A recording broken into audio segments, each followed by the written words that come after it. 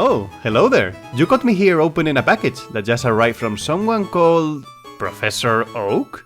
Well, let's see what he's up to this time. Wait a moment. Red?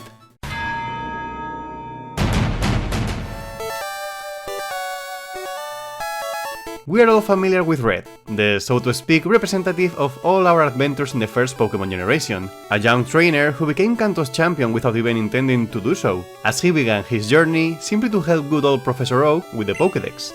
A silent protagonist, representing the empty shell that we will fill with our experiences and battles through the game. Who would have thought that behind the scenes, that boy from Pallet Town was, in fact, a robot controlled by the evil Pokémon Professor? A perfect machine, meticulously designed to understand with precision each and every Pokémon battle. And once he reached the top, to ensure that Oak reclaimed his crown as the leader of the entire region. Well, it seems we have another eerie theory on our hands. Maybe Oak was ahead of what Turo and Sada accomplished many years later. Oh, by the way, don't worry too much about Ultra Sun and Ultra Moon's Red. That one is from a different universe. But wait, hold on. Before closing the video or writing a comment insulting me, it's better to watch the entire theory. Each thing on its own may not make much sense, but when you piece them all together, everything fits, and the theory gains the necessary strength to convince you of this madness. But let's not get ahead of ourselves. How does it all begin? How could it be that our Oak is an evil scientist? Quite simple. We all know about the famous war that devastated Kanto, as confirmed by Lieutenant Surge. In its aftermath, Kanto was severely affected. There were hardly any adults left. Those who remained were either criminals or not very skilled in Pokémon battles. There were only a handful of trainers who could defend the region, the Elite Four and the gym leaders. Oak was a young scientist who sought to restore Kanto's lost glory, but to achieve this, he needed to challenge the established leaders by force with his Pokémon team. Oak was a highly skilled trainer, as Agatha, the ghost-type member of the Elite Four, tells us, but not skilled enough to overthrow the oligarchy that dominated the region. It's precisely this defeat the one the game's intro cutscene shows us. Due to his small rebellion, Oak was stripped of his Pokémon and banished to the secluded Pallet Town, unable to escape without being seen. Let's take a look at Kanto's map. Why Pallet Town, you might wonder? Easy. It's located on a peninsula, making it virtually impossible to escape by the sea to the south without Pokémon. And even if he tried, the nearest island is in our island, where he would encounter Blaine and many other scientists who would recognize him instantly. But what about by land? To the left, we have the Pokémon League headquarters, really close to the Professor Oak's lab. In case he thought of escaping, they had him within range.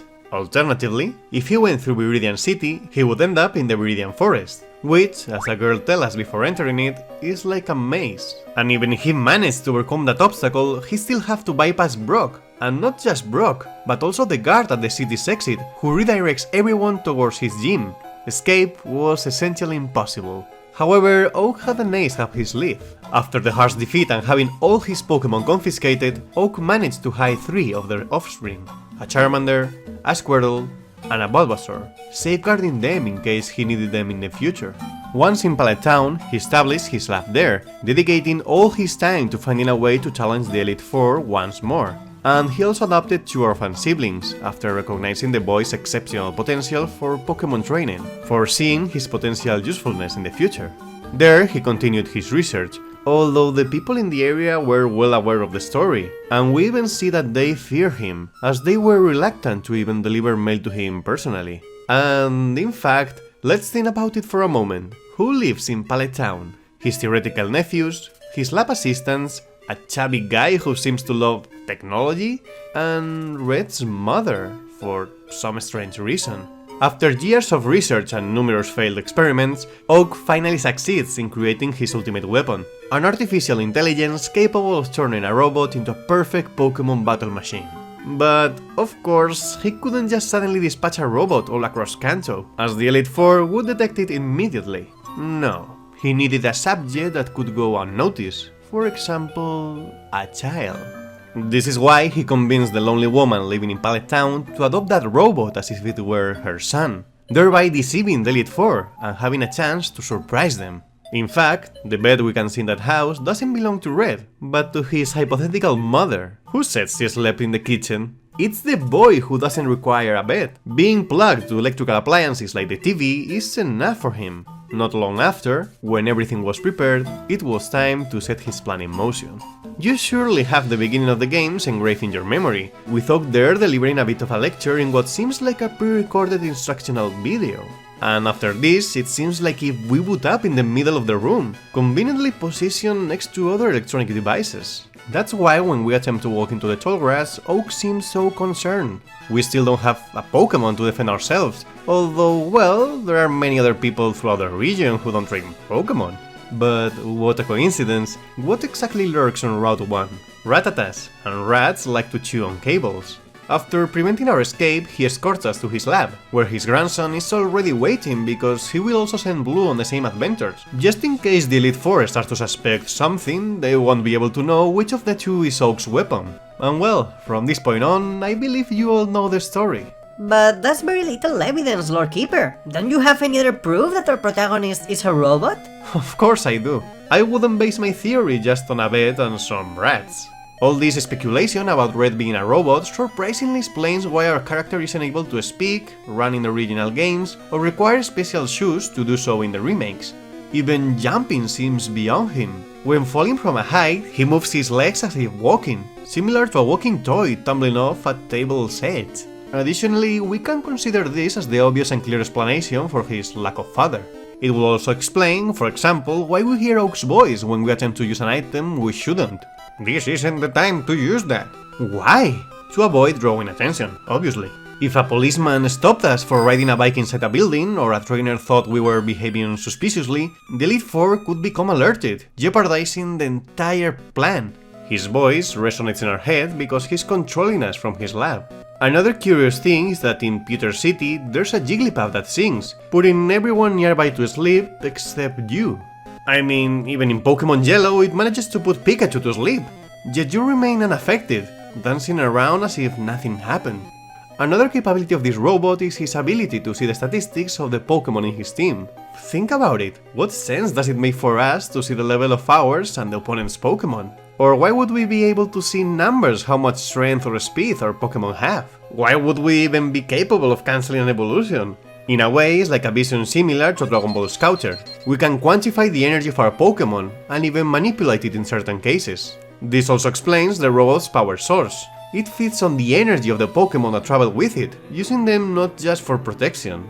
Did you really think that blacking out when your Pokémon faint is something considered normal in Kanto? Our character relies on the energy of those Pokémon, something perfectly feasible, as demonstrated by Acid's ultimate weapon or Devon Corp's inventions. Oak used this knowledge to create his ultimate trainer. That's why Red never needs to eat or sleep. Instead, any food or drink he finds, like lemonade, is given to his Pokémon because he doesn't actually need them. We also find various upgrades for the robot during our adventure, such as the Sylph Scope or even TMs, which, remember, are discs, and it's you who teaches them to your Pokémon. On the other hand, many robots suffer from what's called the Uncanny Valley, which appears when a robot closely resembles a human but has small details that give it away. It often provokes more rejection than one that doesn't resemble a human as much. And this also happens with a robot. How many trainers have you encountered who are scared when they see you? Surprisingly, there are quite a few throughout our adventure, and some may even go further than that, commenting on how strange our gaze is.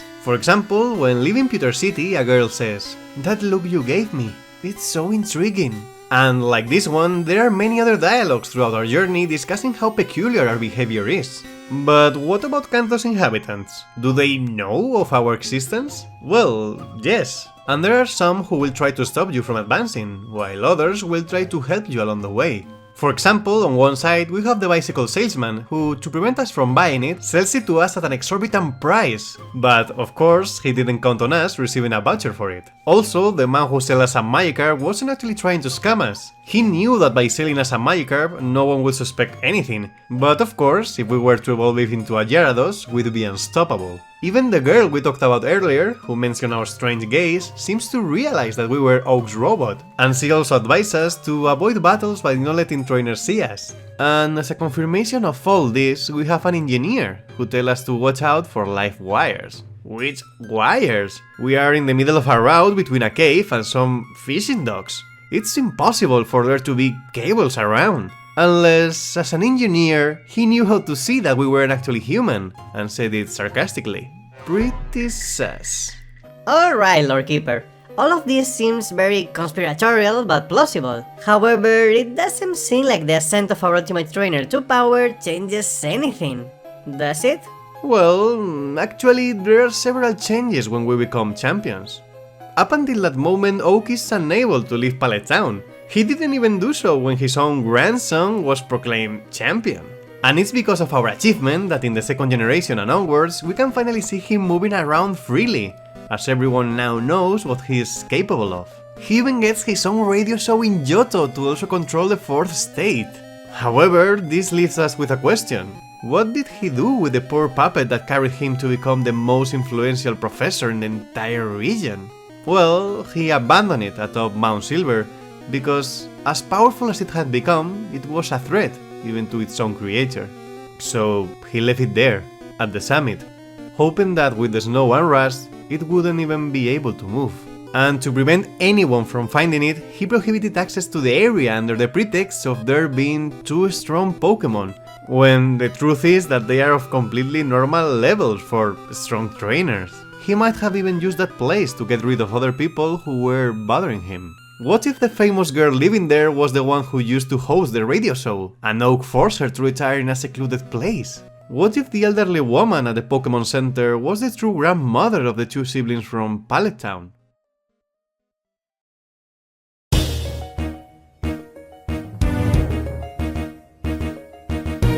Finally, 3 years after these events, Oak meets a young trainer in Johto, whom he manipulates so that when he becomes powerful enough, he could destroy the last evidence of Oak's rise to power.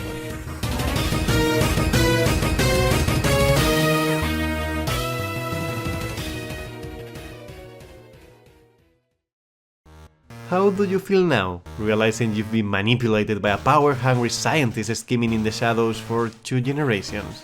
Leave a like, subscribe, and spread the word so everyone knows the truth about Red, the robot, and Oak, the dictator. But remember, that's just a theory, a robot kid theory. Thanks for watching.